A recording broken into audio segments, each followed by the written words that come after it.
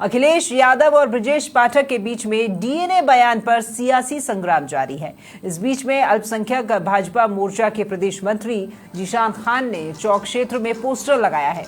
इस पोस्टर में अखिलेश के डीएनए की सोनोग्राफी या जीबी रोड का उन्हें बताया है, उन्हें सोनागाछी और साथ ही जीबी रोड का बताया है। साथ ही पोस्टर पर यह भी लिखा है कि जो लोग डिप्टी सीएम ब्रजेश पाठक का डीएनए पूछ रहे हैं, उन्होंने अपने पिता को पार्टी से निकाल दिया और अपने पिता को घर से बेदखल भी कर दिया। अब उनके डीएनए में जरूर खोट है, इसलिए उन्होंने अपने पिता जैसा व्यवहार नहीं किया। पोस्टर में यह भी लिखा है कि वही लोग हैं जिन्होंने अपने पिता के साथ साथ अपने चाचा को भी घर से बेघर कर दिया था। अब इसलिए अब हिम्मत है तो डीएनए करवा लें और सब सामने आ जाएगा।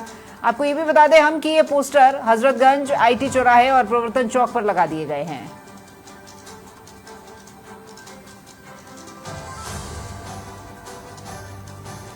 अखिलेश के डीएनए को सोनागाछी और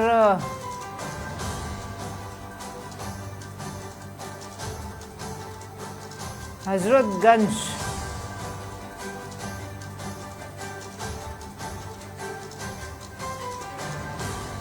ज्यादा जानकारी ले रहे हैं संवाददाता जय त्रिपाठी हमारे साथ में फोन लाइन पर जुड़े हुए हैं।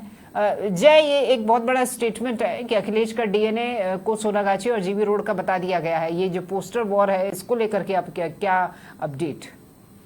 देखिए राखी, जिस तरीके से आपको बता दें 2027 से पहले लगातार चुनाव में जिस तरीके से अब हमले हो रहे हैं वो कहीं ना कहीं सोचनीय है।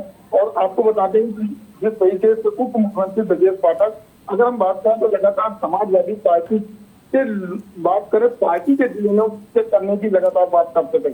लेकिन आपको बता दें इसी बीच कहीं ना कहीं समाजवादी पार्टी के ट्विटर हैंडल पे ब्रजेश पाठक के लिए कहीं ना कहीं ट्वीट किया गया और इसमें साफ शब्दों में लिखा हुआ था कि ब्रजेश पाठक का डीएनए कहीं चेक कराना चाहिए, कहीं उनका डीएनए सोनागाछी या जीबी रोड का तो नहीं है।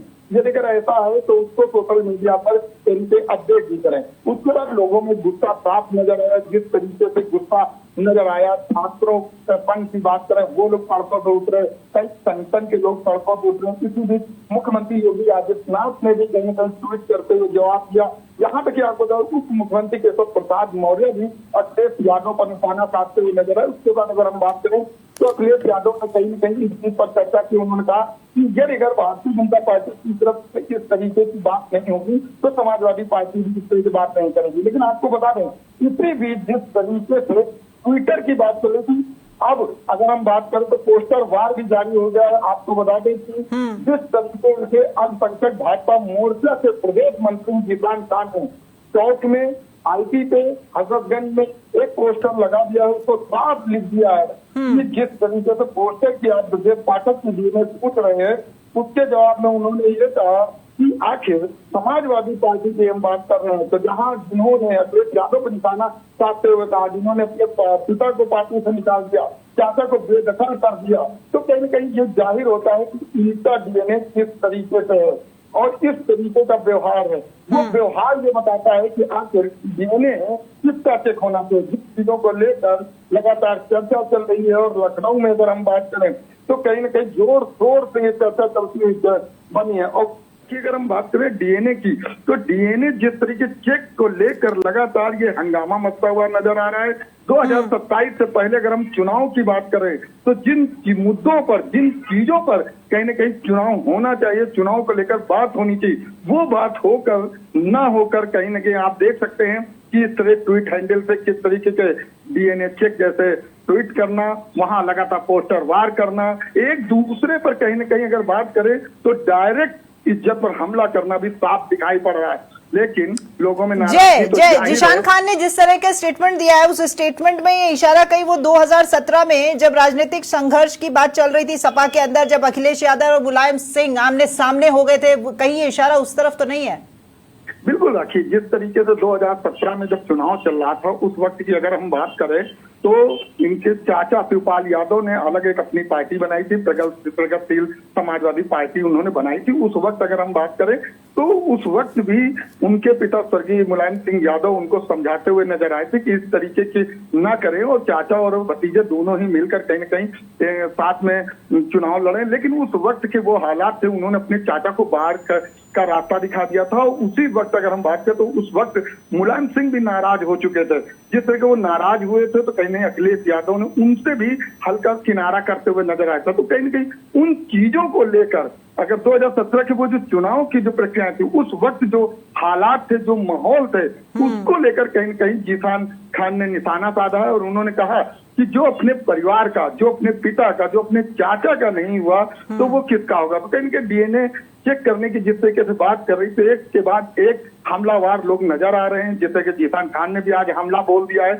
बस देखना यह है कि वाकई समाजवादी पार्टी अब इसका जवाब क्या पोस्टर वार से देगी या फिर ट्विटर हैंडल से कुछ मैसेज द्वारा दिया जाएगा, बस देखना होगा। लेकिन क्या 2027 में राखी चुनाव इन चीजों से जीता जा सकता है?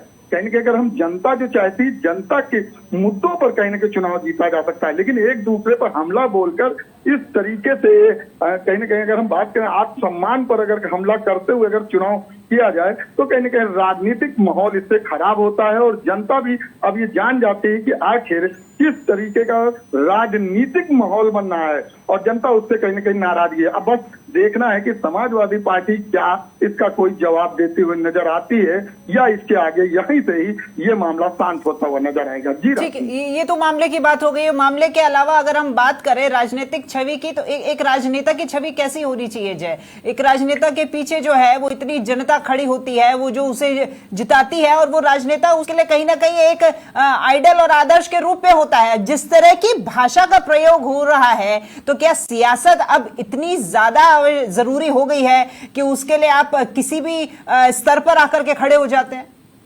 देखिए रखिए, जैसे हम राजनीतिक माहौल में बात करें, एक नेता की साफ सुथरी छवि रहनी चाहिए क्योंकि उसको जनता चुन के लाती है और जनता जब चुन के लाती तो वो उम्मीद करती कि हमारा नेता कहीं न कहीं इस लायक होगा, लोगों के लिए काम करेगा, लोगों के साथ कंधे से कंधा मिलाकर खड़ा होगा। लेकिन हम आपको बता दें, अगर हम बात करें उप मुख्यमंत्री ब्रजेश पाठक की, तो वो लगातार लखनऊ ही नहीं पूरे उत्तर प्रदेश में भ्रमण करते हुए लोगों से मिलते हुए नजर आते हैं। हम बात करें छोटे से बड़े कार्यक्रम तक ब्रजेश पाठक पहुंचते हैं, लोगों का उनको प्यार मिलता है। ऐसे में यदि अगर इस तरीके का बयान कोई भी पार्टी अगर देती है या कोई भी इस तरीके का माहौल बनाती है तो उसको जवाब देने के लिए जो उनके साथ के लोग हैं वो कहीं न कहीं नाराज जरूर नजर आएंगे।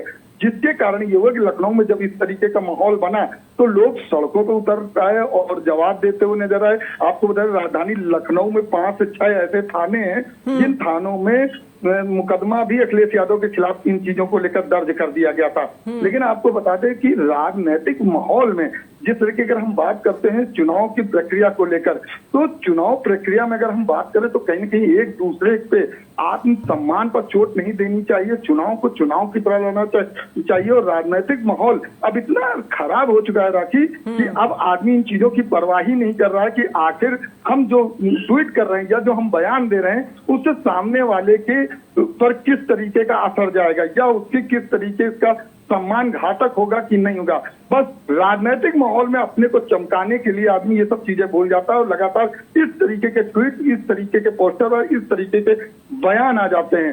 उसका कहीं ना कहीं फायदा भी मिलता है और कभी कभी इससे ज्यादा नुकसान भी होता हुआ नजर आता है। बस देखना ही होगा कि आखिर जो ये पोस्टरवार है या इस तरह के ट्विटर हैंडल पर जिस तरीके के ये ट्वीट किए जा रहे हैं, इससे समाजवादी पार्टी को क्या कोई लाभ होगा या आने वाले समय में इससे हानि होगा और भारतीय जनता पार्टी इसको कितना कैश कराती हुई नजर आएगी। बिल्कुल, फिलहाल तो प्रतिक्रिया का वेट है कि किस तरह का सपा की तरफ से इसको लेकर के प्रतिक्रिया आती है। इसको लेकर के भी आगे आपसे बात करेंगे। जय, फिलहाल हमारे साथ में जुड़ने के लिए आपका बहुत शुक्रिया।